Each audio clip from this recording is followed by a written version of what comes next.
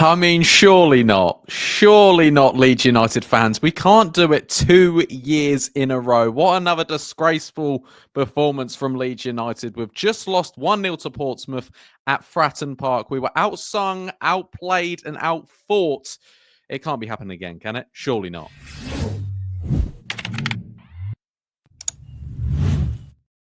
If you don't laugh, you'll cry. All right, guys, what's going on? My name is Ollie Ward. Welcome back to the Ollie Ward channel. Leeds United have just lost 1-0 at Fratton Park to Pompey.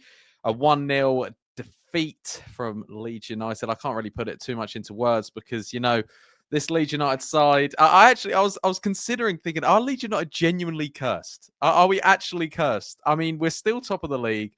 But I've seen this script before. I don't want to hear it's happened again. I don't want to hear that. Okay, I'm still remaining positive, but God, there were some things wrong today. We weren't brilliant against West Brom either. You know, a lot of people were telling me, listen, we don't have to play any of the top 6 clubs. Let's play them. Let's play the top 6 clubs. Look at last year. We doubled Leicester. We doubled Ipswich. This year, we doubled Sheffield United. We done well against Sunderland. We done Mare against Burnley. But, you know, I mean, the top teams, we actually can put up a game for it. But today, it's the games against the lower sides. Pompey, brilliant today. You know, but actually, before we do get into match reaction, be sure to smash that like button as well. Let's go for 250 likes. Subscribe if you're new, and also get your comments in. Who was your man of the match today, if there was anyone?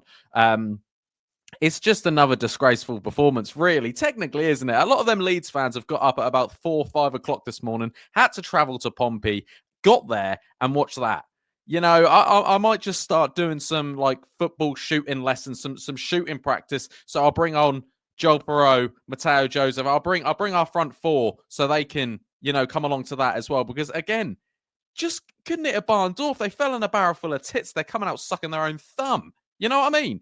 I just mean it's just typical Leeds, and I hate to say that because we want to get rid of this reputation that Leeds bottle it, Leeds all that. And yes, we haven't completely bottled it, but we're not helping ourselves. Burnley, Sheffield United, and Sunderland won yesterday. Oh, but we're the best team in the league. I'm you know, part of this. I've called my videos, give us the title now. You know, I'm arrogant. I'm having fun with it, but genuinely, what are we doing? Like, what are we actually doing? Like, Pompey isn't an easy place to go. And a lot of fans were saying before the game, if we lose today, it's not the end of the world. I think it's not the end of the world, but we've got 10 games to go. And we were in this situation last year, and we're still in the same division. What don't them players understand? It's so lapsed. It's so arrogant. I think sometimes when I watch someone like, I mean, I love Firpo, and he could have had a hat-trick today. But Firpo sometimes just looks like, you know, we're about 4-0 up. Similar with Meslier. Why does he take so long? And that was another Meslier mistake. I don't get what anyone says. Even Joe Roden, I mean, it wasn't brilliant from Joe Roden either, but that goal was a ball over the top. Sunday League stuff. Mellier's going, he's doing the bloody hokey cokey. He didn't have to come out or go in. He was doing it in, out, shake it all about, let it in your net. All right?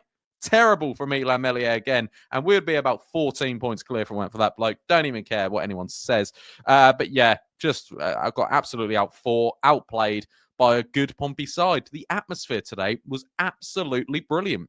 Honestly, Fratton Park was bouncing. They didn't stop singing. Fair play to Pompey. And they're about 10 points clear of relegation now. And I think they'll stay up. You know, they're a very good team. And they fought. They battled. And Leeds didn't. You know, Leeds really didn't. Let's go through individual players. Illan Meslier. Personally, I think he's at fault again for the goal. And he's just too slow in the communication. And he looked all right sometimes with set pieces. He was coming out, he was claiming it, he was punching it. Do more of that. But, you know, I just don't understand. There's no urgency with Meslier. He looks like a kid in goal. He really, really does. And I'm not pointing the finger at him. They're all shit today. But Meslier should have done a lot better. You know, we're praising Meslier now for when he does simple things. You know, when you kick a ball at a 6-year-old, I mean, I don't kick balls at 6-year-old, but you know what I mean? Like, you go, oh, well done. Good set. He caught the ball. That's his job, as Roy Keane would say. That is his job.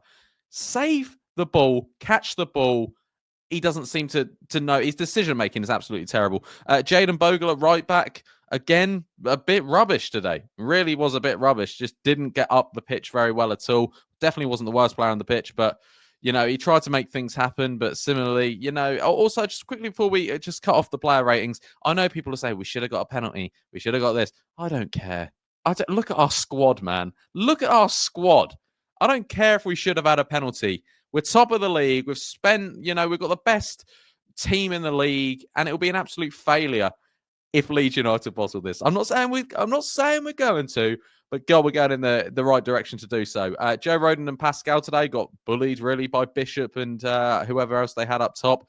They didn't. I don't know how many headers they won. Joe Rodon, bad communication with Meslier for the goal. Pascal, I think he looked weak today. He got beat from most headers.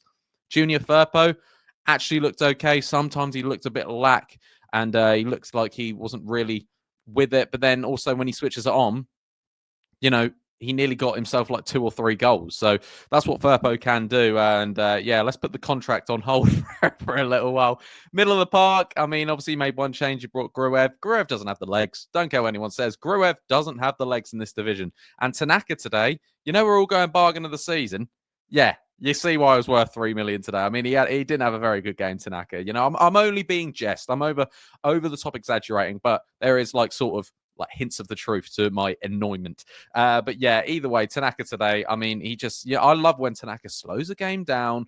But today he slowed the game down. He was getting tackled, and he just looked so like. And I'm kind of glad Farke took him off. To be fair, Solomon didn't have too much to do today. I mean, a lot of it is credited to Portsmouth's performance. I thought they were very, very good today. Dan James, I like that he keeps him on because his pace is worrying. But I thought their left back just sorted Dan James. Now let's get on to the number 10. Yeah, there was a number 10 playing, and he has been playing the whole of 2025. I don't know if you'd noticed, Brenden Aaronson. We need to chat about that lad. We really, really do. What does he do? What? I don't know what Brenden Aaronson does. I'm glad now Farke's starting to take him off. But if you're going to take him off after 60 minutes, why are you even playing him at this point? Honestly, I really don't understand that. Brenden Aaronson has just been terrible at the turn of the year. He's had a decent season, but 2025, I think he's been terrible. He's been terrible. Yeah, he runs around a lot, but also he doesn't contribute to goals or assists. He just kind of looks like a lost man. And Piroe up top, I mean, again, could have had 4. If he fell in a, if he fell in a bucket full of deodorant, it'd come out ponging a shit. Piroe today. He was so unlucky, but also he should be finishing half the chances he got. And then he's looking around thinking, oh, how did I not put that in? Put it in the net. You scored 15 this year. You could have had about 18. Not today. Well, maybe could have had 18 today, but either way, Piroe, honestly, absolutely just terrible up there. Everyone's crying for Ramazani and Mateo Joseph to play. Why? Mateo Joseph didn't do much. He ran around a bit, but he's just first touch. Oh, my God. I mean, people get put in prison for that sort of touch, genuinely. And Ramazani, yeah, he tried to do a bit. He's just a bit too slow. Nonto, again, similar. Maybe we should have brought these players on longer. And then, again, he brought on Sam Byron when I'm thinking, what are you doing? But we went to a 3-back. And that tactic, Daniel, that worked once against Norwich where you put 18 strikers on the pitch? It doesn't work anymore. It hasn't worked since that Norwich game. Honestly, I mean, yes, this is a bit, tongue-in-cheek jest sort of match reaction. But at the end of the day, I'm just a bit worried. We've seen the script before. We've seen this movie. Leeds United are famous for doing this sort of thing. And now the table looks tight from all the commentators, all the Leeds fans, all the neutrals saying, well, Leeds United won the league. Now, that's fine. Leeds will get first. It's a battle for second. It's now like, will we even get top 2? Will we even, battle for second now? We really need to switch on midweek because this Leeds United side has DNA to bottle, and hopefully they don't continue to do that. I'm going to remain positive, though. I mean, it wasn't a very good performance from anyone today, but either way, I've been Ollie Ward. You guys have been excellent. Be sure to smash that like button, subscribe if you're new, and I'll catch you in the next video. Cheery. Oh.